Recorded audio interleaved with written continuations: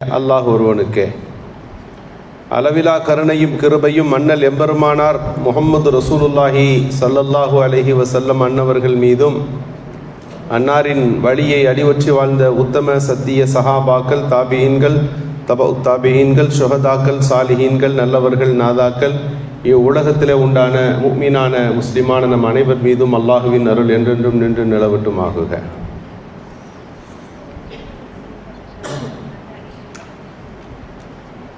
அல்லாஹு சுப்ஹானஹு வ தஆலா அருள்மறையாம் திருக்குர்ஆனிலே ஹஜ்ரத் இப்ராஹிம் அலைஹிஸ்ஸலாம் அவர்கள் குறித்த, அவர்கள் துவா செய்த ஒரு விஷயம் குறித்த செய்தியை பகிர்கிறான்.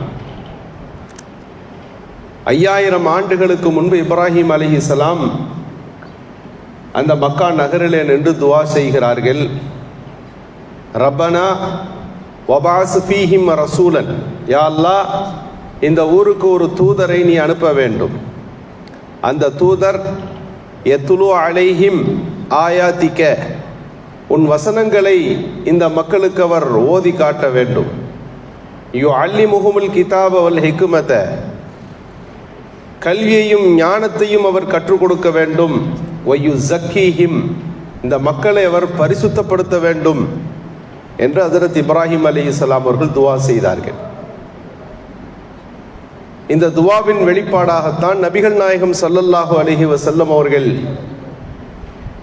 மக்காவுக்கு வந்ததாக, நான் தஅவுது அபி இப்ராஹிம் அலைஹிஸ்ஸலாம், இப்ராஹிம் அலைஹிஸ்ஸலாத்தின் துவாவின் வெளிப்பாடாக இருக்கிறேன் என்று நபிகள் நாயகம் ஸல்லல்லாஹு அலைஹி வஸல்லம் அவர்கள் இந்த வார்த்தைகளை நினைவு கூறுவார்கள். இப்ராஹிம் அலைஹிஸ்ஸலாம் கேட்டது இல்மு ஹிக்மத்தை கற்றுக் கொடுத்து அவர் ஞானத்தை கற்றுக் கொடுக்க வேண்டும் என்று துவா செய்தார்கள். ஆனால் திருக்குர்ஆனில் 3 இடங்களில் இதற்கு பதில் வருகிறது. அல்லாஹ் இதற்கு பதில் சொன்னான். அல்லாஹ் சொல்லுகின்ற போது, அவர்களுக்கு நாம் ஒரு தூதரை அனுப்புவோம். அந்த தூதர் என்ன செய்வார்? முதலிலே அவர் என்ன செய்வார்? வயுஸக்கீஹிம், பரிசுத்தப்படுத்துவார். பிறகு யுஅல்லிமுஹுமுல் கிதாப வல் ஹிக்மா, பிறகு வேதத்தையும் ஞானத்தையும் கற்றுக் கொடுப்பார். லக்கது மன்னல்லாஹு அலல் முஃமினீன் இத பாஸ ஃபீஹிம் ரசூலம் மின்ஹும் யத்லு அலைஹிம் ஆயாத்திஹி வயுஸக்கீஹிம். 3 இடங்களில் அல்லாஹ் யுஸக்கீஹிம் என்பதை முற்படுத்துகிறான். முதலில் நபியுடைய பணி என்னவாக இருக்கும் என்று சொன்னால், இல்மு கற்றுக் கொடுப்பதல்ல, ஹிக்மத் கற்றுக் கொடுப்பதல்ல. இந்த 2ற்கும் முன்னாலே வயுஸக்கீஹிம் என்கின்ற அந்த மக்களை பரிசுத்தப்படுத்துகின்ற பணியை அவர் மேற்கொள்ளுவார். அதற்கு பிறகு இல்மை கொடுப்பார். அதற்கு பிறகு ஞானத்தை அவர் அந்த மக்களுக்கு கற்றுக் கொடுப்பார் என்று அல்லாஹ் பதில் சொன்னார். ஒரு மனிதரை தயார்படுத்தி விட்டால், மனதை சுத்தப்படுத்தி விட்டால், எதையும் ஏற்கிற பண்பை அந்த மனிதனில் உருவாக்கிவிட்டால், அதற்கு பிறகு அவருக்கு தரப்படுகிற எந்த ஒரு பயிற்சியாக இருக்கலாம், என்ன பிற கல்வி ஞானங்களாக இருக்கலாம், அது நேரடியாக அது பயனை தரும். எனவே நபிகள் ஸல்லல்லாஹு அலைஹி வஸல்லம் அவர்கள் அந்த மக்களை பரிசுத்தப்படுத்துகின்ற பணியை முதலிலே கையில் எடுத்தார்கள். ஒரு சாக்கடையில் ஒரு பொருள் கிடக்குது, அதில் வாளியாக தண்ணி எடுத்து ஊற்றிக்கிட்டே இருந்தால் அந்த பொருள் சுத்தமாகாது. முதல்ல அதிலிருந்து எடுத்து வெளியே வைக்கணும்.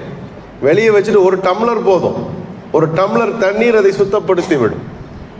முதலில் அந்த மக்களுடைய மனங்களை மாற்றி அமைக்க வேண்டும் என்பதுதான் நபிகள் ஸல்லல்லாஹு அலைஹி வஸல்லம் அவர்கள் முதலில் எடுத்த பணி. இதற்கு பெயர் தஸ்கியா என்று சொல்லுவார்கள். அரபியிலே தஹ்லியத்துன் வ தஹ்லியத்துன் என்று இதற்கு விளக்கம். தஹ்லியத்துன் என்று சொன்னால், ஒரு மனிதனுக்கு என்னென்ன குணங்கள் எல்லாம் தேவையோ அவற்றையெல்லாம் அந்த மனிதனுக்குள்ளே பதிப்பது, நல்ல சிந்தனைகளை மனதிற்குள்ளே பதிப்பது. தஹ்லியத்துன் என்று சொன்னால், தேவையில்லாத விஷயங்களை அந்த மனிதனுடைய உள்ளங்களிலிருந்து களைவது. இந்த 2ஐயும் சேர்த்து செய்தால் அதற்கு பெயர் தஸ்கியத். ஒரு செடி வளரணும்னா முதல்ல அந்த செடிக்கு தண்ணீர் ஊற்றி வளர்க்க வேண்டும். 2வது அதை சுற்றி அதை வளர விடாமல் தடுக்கின்ற களைகளை அகற்ற வேண்டும். இந்த 2ஐயும் செய்கிற போதுதான் இந்த மனம் இருக்கிறதே உயர்ந்த பக்குவத்தை அடைய முடியும் என்பதால் நபிகள் ஸல்லல்லாஹு அலைஹி வஸல்லம் அவர்கள் இந்த தஸ்கியா என்பதை முதலில் எடுத்தார்கள். அதுதான் அந்த தஸ்கியாவின் வகைகள் தான் பின்னாளில் அதற்கு பெயர்கள் வெவ்வேறாக இருக்கிறது. சூஃபித்துவம் என்று சொல்லுவார்கள், ஆன்மீக பாதை என்று சொல்லுவார்கள், மாரிஃபத்தின் வழி என்று சொல்லுவார்கள். இது எல்லாம் எதை குறிக்கிறது என்று சொன்னால், நபிகள் ஸல்லல்லாஹு அலைஹி வஸல்லம் அவர்கள் முன்னெடுத்த இந்த தஸ்கியாவை மையமாய் கொண்டுதான் இவைகள் அது தன்னுடைய அடிப்படையை பெற்றிருக்கிறது. முஹியுத்தீன் அப்துல் காதிர் ஜீலானி ரஹிமஹுல்லா அவர்களுடைய 12வது தினத்தில் நாம் இருக்கிறோம் என்று சொன்னால், அவர்களுடைய அடிப்படை என்ன? மனித சமூகத்தை, அவர்களுடைய உள்ளங்களை மேம்படுத்துவதற்கு அவர்கள் எடுத்துக்கொண்ட பெரிய முயற்சி. நபிமார்கள் மட்டும் திருக்குரானில் சொல்லப்படாமல் வலிமார்கள் என்கின்ற வலி என்கின்ற வார்த்தை திரும்ப திரும்ப திருக்குரானில் வருவதனால அவர்கள் குறித்துள்ள செய்திகளை மையப்படுத்துகின்ற வண்ணமாகத்தான் நபிமார்கள் அல்லாத திருக்குரானில் சொல்லப்பட்ட மனிதர்கள், அவர்களின் வரலாறுகள் பேசப்பட வேண்டும் என்பதற்காக வேண்டித்தான் வலிமார்கள் என்கின்ற ஒரு விஷயத்தை நாம் முன்னெடுத்து இந்த தஸ்கியத்து பற்றி பேசுகிறோம். நபிகள் பெருமானார் ஸல்லல்லாஹு அலைஹி வஸல்லம் அவர்களும் தஸ்கியாவின் பணியை மேற்கொண்டார்கள். உள்ளத்தை சுத்தப்படுத்துறது, அந்த மக்களுடைய மனங்களை மாற்றி அமைப்பது, நல்ல குணங்களை கொண்டு வருவது, இருக்கிற தீய குணங்களை களைவது. இதுதான் நபிகள் ஸல்லல்லாஹு அலைஹி வஸல்லம் அவர்கள் அந்த மக்களுக்கு மத்தியிலே செய்தார்கள். முதல்ல நபி அவர்களுடைய குணம் எப்படி இருந்தது? நபியாக வருவதற்கு முன்பு நபிகள் பெருமானாருடைய குணம் குறித்து ஹஜ்ரத் கதீஜா அம்மையார் பேசுகிறார்கள். அந்த குகையிலிருந்து, ஹிரா குகையிலிருந்து வந்தபோது ரசூலுல்லாவுடைய உயர்ந்த பண்புகளை பற்றி அன்னை கதீஜா சொல்வார்கள், இன்னக லதஸிலுர் ரஹீம், நீங்கள் உறவுகளை சேர்ந்து வாழ்கிறீர்கள், வ தஹ்மிலுல் கல், பிறருடைய சுமைகளை நீங்கள் சுமக்கிறீர்கள், தக்ரில் லைஃப், விருந்தாளிகளை உபச்சரிக்கிறீர்கள், வ துஈனு அலா நவாயிபில் ஹக்கி, தேவை உள்ளவர்களுக்கு, ஹக்கில தேவை உள்ளவர்களுக்கு நீங்கள் உதவி செய்கிறீர்கள் என்கின்ற அவர்களுடைய சிறந்த பண்புகளை எடுத்து சொல்கிறார்கள் இல்லையா? இதுதான் ரசூலுல்லாவுடைய உயர்ந்த பண்புகள். நற்குணங்களை இயல்பாகவே நபி அவர்கள் பெற்றிருந்தார்கள். அந்த பண்புகளை அந்த சமூகத்திற்கு போதிப்பதற்கு முன் வந்தார்கள். இன்னமா புஇஸ்து லியுதம்மிம மகாரிமல் அஹ்லாக், உயர்ந்த குணங்களை உங்களுக்கு மத்தியில பரிபூர்ணப்படுத்தத்தான் நான் வந்திருக்கிறேன் என்று சொன்ன ஸல்லல்லாஹு அலைஹி வஸல்லம் அவர்கள் அந்த மனித மனங்களை மிகச் சிறந்ததாக மாற்றி அமைத்தார்கள். நற்குணங்களை மிக அழகான முறையில் அவர்களுக்கு போதித்தார்கள். எதை போதித்தார்களோ அந்த போதனையிலே தாங்கள் முதல் முன்மாதிரியாக இருந்து வழிகாட்டினார்கள். ஒரு சஹாபி ரலியல்லாஹு பார்த்து ரசூலுல்லாஹ் சொல்றாங்க, லா தக்லப், நீ கோவப்படாதப்பா, வலக்கல் ஜன்னா. கோபம் என்பது ஒரு பெரிய ஒரு கொடிய குணம். கோபத்தினாலே பல்வேறு விஷயங்களை நீ இழக்க நேரிடும். இன்றைக்கு கோபம் குறித்தெல்லாம் நாம் பல்வேறு கருத்துக்களை புரிந்திருக்கிறோம். கோபப்பட்ட மனிதனுக்கு எப்படிப்பட்ட சிக்கல்கள் எல்லாம் வந்து சேர்ந்து விடுகிறது என்பதை புரிந்திருக்கிறோம். அந்த சஹாபிக்கு ரொம்ப கோபப்படுவார். ஏன்னா அவரை பார்த்து சொன்னாங்க, லா தகலப், கோபப்படாத, வலக்கல் ஜன்னா, உனக்கு சொர்க்கம் இருக்கிறது என்று சொன்னார்கள். பெருமானார் ஸல்லல்லாஹு அலைஹி வஸல்லம் எப்படி இருந்தார்கள் என்று நாம் பார்க்க வேண்டும் அல்லவா? பெருமானாருடைய குணம், இந்த கோபம் குறித்து நாம் பார்க்கிற போது முந்தைய வேதங்களில் நபிகள் பெருமானாருடைய அடையாளங்களில் ஒன்றாக இந்த கோபத்தை பற்றி சொல்லப்பட்டிருக்கிறது. அவர்கள் ஹலீம், மிகவும் சிறந்த சகிப்புத்தன்மை மிக்கவர்கள் என்று அவர்கள் குறித்து சொல்லப்பட்டிருக்கிறது. பெருமானார் ஸல்லல்லாஹு அலைஹி வஸல்லம் அவர்களுடைய பல்வேறு குணங்களை பரிசோதித்து பார்த்துத்தான் யூத சமூகம் இஸ்லாத்துக்குள்ளே வந்தார்கள். மற்ற மக்கள் வருவதற்கும் யூத சமூகம் படித்தவர்கள் இல்லையா, வேத ஞானம் பெற்றவர்கள். அவர்களிலே ஸைத் இப்னு ஷஅனா என்பவர் ஒருவர் இருந்தார். அவருடைய நண்பர் தான் அப்துல்லா இப்னு சலாம். அவரும் பெரிய யூத ஃபாதிரி. அவர் இஸ்லாத்துக்குள்ளே வந்து விட்டார். இந்த அப்துல்லா இப்னு சலாம் ஸைத் இப்னு ஷஅனாவிடத்தில் கேட்டார், நாம் முந்தைய வேதங்களில் நம்முடைய வேதத்தில் படித்திருக்கிறோம் அல்லவா, இறுதி நபிக்கு சில அடையாளங்கள் உண்டு, அந்த அடையாளங்கள் அத்தனையுமே இந்த நபிகள் பெருமானாருக்கு பொருந்தி போகிறதே, நான் இஸ்லாத்தை ஏற்றுக்கொண்டு நீ ஏன் இஸ்லாத்தை இதுவரை தழுவவில்லை என்று கேட்டார். அப்ப ஸைத் இப்னு ஷஅனா சொன்னார், உண்மைதான், ரசூலுல்லாஹி ஸல்லல்லாஹு அலைஹி வஸல்லம் அவர்களை சோதித்து பார்க்க வேண்டும் என்ற நினைவு எனக்கும் இருக்கிறது. அதற்காக வாய்ப்பு தேடுகிறேன். நான் பெருமானாரை சோதித்து பார்ப்பதில் ஒரு விஷயம், தௌராத் வேதத்தில் அவருக்கு ஹலீம்னு பேரு, சகிப்புத்தன்மை மிக்கவர்னு சொல்லப்பட்டிருக்க. எப்படி கோபப்படுத்தினாலும் அவர் கோபப்பட மாட்டார் என்று சொல்லப்பட்டிருக்கிறது அல்லவா, அதை சோதித்து பார்க்க வேண்டும் என்று நான் நினைக்கிறேன் என்று சொன்னார். அதனாலே தான் நான் மஸ்ஜித் நபவியை சுற்றியே இருந்து கொண்டிருக்கிறேன். வாய்ப்பு கிடைத்தால் அதை நான் பயன்படுத்துவேன் என்று சொல்லிவிட்டு போனார். அங்கதான் இருக்கார். அப்போ ஒரு செய்தி ரசூலுல்லாஹ்வுக்கு வருது. ஒரு சஹாபி வேகமாக வந்து மஸ்ஜிதிலே பெருமானார் இடத்துல பேசுகிறார்கள். ஒரு குறிப்பிட்ட ஊரை சொல்லி அங்கே இஸ்லாத்திற்கு மக்கள் வந்திருக்கிறார்கள். வந்து கொஞ்ச நாள் ஆச்சு. ஆனால் நம்மிடமிருந்து பைத்துல் மாலில் இருந்து எந்த உதவியும் அவர்களுக்கு போய் சேரல. அவர்களிடத்தில் சற்று தடுமாற்றம் தெரிகிறது. இதுவரை நம்முடைய வழிகாட்டுதல் எப்படி இருந்துச்சுன்னா, புதிதாக இஸ்லாத்துக்குள்ள வந்த ஊருக்கு ஏதாவது உதவி செய்வோம் நம்ம போய். எனவே ஒரு பைத்துல் மாலில் இருந்து ஒரு தொகை வேணும், அது இவ்வளவு வேண்டும், அதை கொண்டு போய் அவர்களிடத்திலே நான் தருவது குறித்து தான் உங்களிடத்தில் பேச வந்திருக்கிறேன் என்று சொன்னபோது நபி அவர்கள் அங்கிருந்த சஹாபிகளை பார்த்து, பைத்துல் மாலில் இப்போது தற்சமயம் என்ன இருக்கிறது என்று கேட்டார்கள். ஒன்றும் வரணும், வர வேண்டியது இருக்கிறது, இன்னும் இல்லை என்று சொன்னார்கள். இது பேசிக்கொண்டிருக்கிற செய்தியை இந்த ஸைத் இப்னு ஷானா கேட்கிறார். நல்ல வாய்ப்பு. உள்ளே வந்தார். ஏதோ பொருளாதாரம் சார்ந்து பேசிக்கொண்டிருக்கிறீர்களே, ஏதாவது உதவி தேவையா? என்ன உதவினாலும் சொல்லுங்க, நம்ம செய்வோம். கடனை வாங்கிக்கிங்க, எப்போ கொடுக்க முடியுமோ அப்போ கொடுங்க என்று சொன்னார்.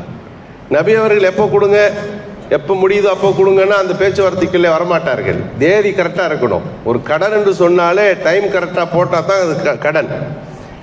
முடிகிறப்போ கொடுங்கன்னு அடுத்த நாளே வந்து நின்றக்கூடாது இல்லையா? அவர் அந்த திட்டத்தோடு தான் வந்தார். ஒரு தேதியை ரசூலுல்லாஹ் சொன்னாங்க, சரி அப்போ வாங்கிக்கலாம் அப்படின்னு சொல்லிட்டு எவ்வளவு அது தேவையான பொருளை எடுத்து கொடுத்தார். கோதுமை மூட்டைகளாக அவர் கொடுத்தார். வந்த சஹாபி அதெல்லாம் எடுத்துட்டு போய் அந்த சம்பந்தப்பட்ட அந்த பகுதிக்கு சப்ளை செய்து முடிச்சாச்சு. அவர் 1ஆம் தேதி வருவாருன்னு நினைக்கிறாங்க. அடுத்த நாள் காலையில் ரசூலுல்லாஹ்வுடைய பள்ளிவாசல் வந்து உட்காந்துட்டார். அவர் திடீர்னு வந்திருக்கிறார். ஏதோ காரியத்திற்காக வந்திருப்பார் என்று நினைத்தால், கடன் சம்பந்தமாக தான் வந்திருக்கிறேன், வாங்கினீங்க இல்லையா, அது கொடுக்கலையான்னு கேட்டார். அப்போ இப்போத்தானே வாங்கினோம், ஒரு டேட்டு கொடுத்துருக்குறோமே, சொன்ன டேட்டுக்கெல்லாம் முன்னாடி நீங்கள் வந்துட்டீங்களேன்னு ரசூலுல்லாஹ் சொல்லும்போது அவர் சொன்னார், இல்லை கொடுத்துருங்க அப்படின்னு வம்பு செய்ய ஆரம்பித்தார். அவருக்கு நோக்கமே ரசூலுல்லாஹ்வுடைய கோபம் எப்படி இருக்கு, கோபம். அந்த வார்த்தைகளில் உச்சம், நீங்கள் மட்டும் இப்படி ஏமாத்துற ஆள் கிடையாது, உங்கள் குடும்பமே அப்படித்தான் அப்படின்னார். சஹாபிகளுக்கு கோபம் வந்துருச்சு. ஹஜ்ரத் உமர் ரலியல்லாஹு வேகமாக எழுந்து வந்து, இவருடைய தலையை நான் வெட்டப் போகிறேன், இவர் பேசிய பேச்சு கடுமையானது என்று தாக்க முற்படுகிற போது ரசூலுல்லாஹ் அமைதியாக தான் இருக்கிறாங்க. உமர் ரலியல்லாஹு நிறுத்தி, நில்லுங்க உமரை, இது என்ன வழிமுறை? அடிப்பதும் தாக்குவதும் தான் நம்முடைய செயல்பாடுகளா? என்னிடத்தில் நீங்கள் சொல்லணும், வாங்கியாச்சுன்னா எப்பயோ கொடுத்துட வேண்டியதானே, இருந்தால் கொடுத்துட வேண்டியதானே, அதுக்கு ஏன் டைமை போட்டுட்ருக்கோம் என்று என்னிடத்தில் நீங்கள் சொல்ல வேண்டும். அவரை பார்த்து சொல்லணும். எதையுமே கேட்கறதுக்கு ஒரு வழிமுறை இருக்கு இல்லையா? இப்படித்தான் கடனை வசூல் பண்ணுறதா அப்படின்னு அவர்கிட்ட கேட்கணும். அந்த ரெண்டுமே உங்கள்கிட்ட வரலை. நீங்கள் என்ன செய்கிறீங்கன்னா, அடிக்க பாய்கிறீர்களே, இது என்ன வழிமுறை என்று ஸல்லல்லாஹு அலைஹி வஸல்லம் கேட்டுவிட்டு பைத்துல் மால்ல என்ன இருக்கிறது என்று கேட்டார்கள். இருக்கிறது, பொருள் வந்திருக்கிறது என்று சொன்ன உடனே உமர் ரலியல்லாஹுவே அனுப்புகிறார்கள், நீங்கள் போய் பைத்துல் மால்ல பொருளை எடுத்து அவருக்கு கொடுங்க. அவர் எவ்வளவு கொடுத்தாரோ அதை கொடுத்து விடுங்கள். இரண்டாவது விஷயம், அவரிடத்தில் நீங்கள் இப்படி நடந்து கொண்டீர்கள் அல்லவா, அதற்காக வேண்டி நீங்கள் என்ன செய்ய வேண்டும் என்றால், இன்னும் சற்று அதிகமாக தந்து அனுப்ப வேண்டும் என்று சொல்லுகிறார்கள். உமர் ரலியல்லாஹு அழைத்து கொண்டு போய் அந்த பொருளை கொடுக்கும் போது தான் கவனிக்கிறார், இவர் வந்தவர் யார் என்று. கேட்டார்கள், ஸைத் இப்னு ஷானா, நீ யூத பண்டிதன் அல்லவா, நீ ஏன் இப்படி செய்தாய் என்று கேட்டபோது, நான் முந்தைய வேதத்தில் இருக்கின்ற செய்திகளை பரிசோதித்து பார்த்து விட்டு இஸ்லாத்துக்குள்ளே வரலாம் என்று நான் யோசித்தேன். என் பரிசோதனை முடிந்து விட்டது. இப்போது 2 பேரும் வாங்க போகலாம் என்று அழைத்து கொண்டு வந்து ரசூலுல்லாஹ்வுடைய கையை பிடித்து இஸ்லாத்துக்குள்ளே அவர் வந்தார் என்கின்ற செய்திக்கு பின்னணியில நபிகள் பெருமானாருடைய வாழ்க்கையில் லா தக்லப், கோபப்படாதீங்கப்பா அப்படின்னு சொன்னாங்கன்னா, அந்த வார்த்தைக்கு முதல் உதாரணமே ரசூலுல்லாஹ் தான். எந்த சந்தர்ப்பத்திலும் நபி அவர்கள் கடித்த வார்த்தைகளை சொன்னது கிடையாது. எந்த சந்தர்ப்பத்திலும் தங்களையே மீறி விடுகின்ற ஒரு சூழ்நிலைக்கு போனது கிடையாது. எப்போதும் நிதானத்தோடு நபி அவர்கள் அந்த வார்த்தைகளை, பேச்சுக்களை, செயல்பாடுகளை அமைத்துக் கொண்டார்கள் என்பதுதான் இந்த உம்மத்திற்கு இன்றைக்குள்ள பாடம். இஸ்லாமிய சமூகமா அது ஒரு உணர்ச்சி வசப்பட்ட சமூகம். எதையோ பேசினால் அவர்கள் எந்திரிச்சிருவாங்க. அதை பயன்படுத்தி ஏதாவது ஒரு குற்றச்செயலை செய்துவிட்டு இஸ்லாமியர்கள் மீது பழி போடுவது சமீப காலம் அல்ல, இந்திய வரலாறு முழுக்க அது நடந்திருக்கிறது.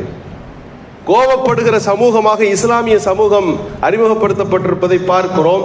கோபம், இது போன்ற குரோதங்கள், இது போன்ற விஷயங்களை தவிர்க்க வேண்டும் என்பது நபிகள் பெருமானார் ஸல்லல்லாஹு அலைஹி வஸல்லம் அவர்கள் இந்த உம்மத்திற்கு கொடுத்த செய்திகள். ஒரு தூர நோக்கத்தோடு எதையும் அணுக வேண்டும் என்கின்ற அந்த பண்புகளை நபி அவர்கள் கற்றுக் கொடுத்தார்கள். ஹதீஸ்ல சஹல் இப்னு அம்ர்னு ஒருத்தர் வருகிறார். மக்காவில் இருக்கிற பெரிய பேச்சாளர். ஆனால் என்ன செய்வார்னா ரசூலுல்லாவை திட்டி பேசுவார், ரசூலுல்லாவை திட்டி கவிதை படிப்பார். ஒரு கட்டத்திற்கு மேலே உமர் ரலியல்லாஹு சொன்னார்கள், மக்காவிலே இந்த சுஹைல் இப்னு அம்ர் என்பவர் உங்களை பற்றி பேசிக்கொண்டே இருக்கிறார், வார்த்தைகள் சற்று அதிகரித்து விட்டதாம், நான் போய் அவர் பல்ல உடைக்க போறேன்னு சொன்னாங்க. ஹஜ்ரத் உமர் ரலியல்லாஹுடைய பேச்சை கேட்டுவிட்டு ரசூலுல்லாஹ் எப்போதும் போல சாந்தப்படுத்துகின்ற விதமாக சொன்னார்கள், உமரே அஸா யகூன மகாம யுஸிர் யா உமர், உமரே உங்களை சந்தோஷப்படுத்துற மாதிரி ஒரு காலம் அவருக்கு வரும், அந்த நேரத்தில் உங்களை அவர் சந்தோஷப்படுத்துவார், அந்த நிலைக்கு அவர் வந்து சேருவார், அவசரப்படாதீங்க என்று ஹஜ்ரத் உமர் ரலியல்லாஹு அவர்களை நபி அவர்கள் சொல்லி அனுப்புகிறார்கள். ரசூலுல்லாஹ்வுடைய வஃபாத் நடக்கிறது. ஒட்டுமொத்த அரபு சமூகமே மக்காவும் மதீனாவும் குழம்பி போகிறார்கள், என்ன செய்வதுன்னு தெரியவில்லை. அந்த நேரத்தில் மதீனாவிலே ஹஜ்ரத் அபூபக்கர் சித்திக் ரலியல்லாஹு எழுந்து நின்று உரை நிகழ்த்தினார்கள். அமா முஹம்மதுன் இல்லா ரசூலுன், ரசூலுல்லாஹ் அல்லாஹ்வுடைய தூதர் தான், நம்ம ரசூலுல்லாவை வணங்கலை, நம்ம வணங்கியது அல்லாஹ் வைத்தான், அல்லாஹ் எப்போதும் நித்திய ஜீவன், அவன் இருக்கிறான். எனவே நபி அவர்களுடைய மரணம் என்பது இதற்கு முன்னால் வந்த தூதர்களின் மரணங்களைப் போலத்தான். நீங்கள் உங்கள் குதிகால்களை திருப்பி இஸ்லாத்திலிருந்து வெளியே போய்விடுவீர்களா என்கின்ற திருக்குர்ஆன் வசனத்தை ஓதி மக்களை எல்லாம் சமாதானப்படுத்தி அவர்களை நிலைப்படுத்துகின்ற பணியை மதீனாவில் ஹஜ்ரத் அபூபக்கர் சித்திக் ரலியல்லாஹு செய்தார்கள். மக்காவில் யாரு செஞ்சா? மக்கா மக்களும் குழம்பி போய்த்தானே இருப்பார்கள். அங்கு இந்த சுஹைல் இப்னு அம்ர் தான் தன் பிரச்சாரத்தை முன்னெடுத்தார். அவர் தான் மக்களை எல்லாம் கூட்டி நின்று இஸ்லாத்துக்குள்ள வந்தவர்கள் லாஸ்டா நம்ம வந்திருக்கிறோம். மக்களை ரொம்ப லேட்டு, ஹிஜ்ரி 10 தான் வந்தோம். வெளியே போபவர்களில் முதலாவது மக்களாக நாம் இருக்கக்கூடாது. நபி அவர்களுக்கு நாம் செய்திருக்கக்கூடிய ஒப்பந்தங்கள் எப்படிப்பட்டதுன்னு ஒரு பெரிய நீண்ட உரை நிகழ்த்தி மக்காவை சமாதானப்படுத்தி இஸ்லாத்திலே திடப்படுத்தி வைத்தவர் இந்த சுஹைல் இப்னு அம்ர். இதைத்தான் ரசூலுல்லாஹ் அன்னைக்கே சொன்னாங்க, உமரே உங்களை சந்தோஷப்படுத்துகிற ஒரு கட்டமும் அவர் செய்வார், கொஞ்ச நாள் பொறுங்க என்று சொன்னார்கள். உமர் ரலியல்லாஹு இந்த ஹதீஸை அவரிடத்திலே சொல்லி ரசூலுல்லாஹி ஸல்லல்லாஹு அலைஹி வஸல்லம் சுஹைல் இப்னு அம்ர் குறித்து பேசிய பேச்சுக்களை அங்கே எடுத்து சொன்னார்கள். அன்பார்ந்த அல்லாஹ்வின் நல்லடியார்களே, எனவே ஒரு மூமினுடைய வாழ்க்கையில் எப்போதும் நிதானம் என்பது அவசியம். சின்ன சின்ன டென்ஷன் தான், சின்ன பிரச்சனை தான், குடும்ப சிக்கல்கள் லேசானது தான், உறவுகளோடும் இன்னபிற தொடர்புகளோடும் ஏதோ ஒரு பகைகள் இருக்கலாம், மனதுக்குள்ளேயே அதை வைத்துக் கொண்டே இருந்தால் இன்றைக்கு மருத்துவ உலகம் சொல்லுகிறது அதனால என்னென்ன பிரச்சனை வரும்னு. நரம்பு தளர்ச்சியில தொடங்கி பல்வேறு நோய்களுக்கு அடிப்படை எது என்று சொன்னால் அவர் மனதுக்குள்ளே வைத்திருக்கின்ற இது போன்ற கோபதாபங்கள் தான் என்று சொல்லுகிறார்கள். ஒரு ஆசிரியர் ஒரு மாணவரை கூப்பிட்டு ஒரு சின்ன ஒரு பாட்டிலை கையில் கொடுத்து கையில் வச்சுக்க சொன்னார். மடக்கக்கூடாது, அப்படியே வச்சுட்டு நில்லுப்பான்னார். பையன் சொன்னால் என்ன ஒரு 2 மில்லி 3 மில்லி ஒரு 300 மில்லி இருக்குமா, நான் வச்சுட்டு நிற்கிறதுல என்ன இருக்குன்னு நின்றார். 5 நிமிஷம் ஆச்சு, 10 நிமிஷம் ஆச்சு, மணிக்கணக்காக அந்த பாட்டில் நீள முடியுமா, கை வலிக்குது, முடியல அப்படின்னாரு. ஆசிரியர் சொன்னார், எப்பா ஒரு 300 மில்லி பாட்டில் தானப்பா, ரொம்ப கம்மியான தண்ணி தானே, அதனால் என்ன ஆகிடப்போகுது, பாட்டில் என்னவோ ரொம்ப சின்னது தான், தண்ணீரும் 300 மில்லி தான், ஆனால் நீண்ட நேரம் என்னால் வச்சுட்டு நிற்க முடியல. ஆசிரியர் சொன்னார், சின்ன பிரச்சனை தான், லேசான காரியம்தான், அதை பகையோடு உன் மனதில் நீ வைத்து கொண்டிருந்தால் அந்த மனம் எப்படி தாங்கும்? எனவே வருகிற பிரச்சனைகளை, சிக்கல்களை லேசாக அவற்றிலிருந்து நீங்கள் வெளியேறி விடுவதுதான், அதை மறந்து விடுவதுதான், மன்னித்து விடுவதுதான் உங்கள் மன ஆரோக்கியத்திற்கு சிறந்தது என்று சொன்னார்கள். இன்றைக்கு அந்த தூரநோக்கு சிந்தனை நமக்கு தேவைப்படுகிறது. டென்மார்க்கில் நபிகள் நாயகம் ஸல்லல்லாஹு அலைஹி வஸல்லம் அவர்கள் குறித்து 21 கார்ட்டூன்கள் வெளியிடப்பட்டது. உலகமே கொந்தளித்தது. இஸ்லாமிய உலகம் அன்றைக்கு எதிர்ப்பு வினை ஆற்றியதை போல இஸ்லாமிய உலகம் இதுவரை அப்படிப்பட்ட ஒரு செய்தியை முன்னெடுக்கவில்லை. எல்லா நாடுகளிலிருந்தும் பிரச்சனை ஏற்பட்டது. ஆனால் டென்மார்க்கு இஸ்லாமியர்கள் என்ன செய்தார்கள் தெரியுமா? நுஸ்ரத்துல் முஸ்லிமீன் அப்படின்னு ஒரு சங்கத்தை உண்டாக்கினார்கள். என்ன வேலைனா, ரசூலுல்லாஹ் பேரில் அந்த மக்களுக்கு உதவி செய்வது, ரசூலுல்லாஹ்வின் பேரிலே பிரச்சாரங்களை முன்னெடுப்பது, நபிகள் பெருமானாரை குறித்து டென்மார்க் மக்களுக்கு மத்தியில் பேசுவது. அதே வருஷத்தினர் இறுதியில அங்கே கிறிஸ்துமஸ் வருகிறது. நபிகள் நாயகம் ஸல்லல்லாஹு அலைஹி வஸல்லம் அவர்களும் அதே இடத்துல வைத்து அந்த மக்களால் போற்றப்படுகிறார்கள். நபிகள் பெருமானார் ஸல்லல்லாஹு அலைஹி வஸல்லம் இந்த உலகத்திற்கு தேவைதான் என்று அந்த டென்மார்க் மக்கள் சொல்ல வைத்தார்கள் என்று சொன்னால் ஒரு விஷயம்தான், அதை அணுகிய விதம் வேறுபடுகிறது என்பதை நாம் பார்க்கிறோம்.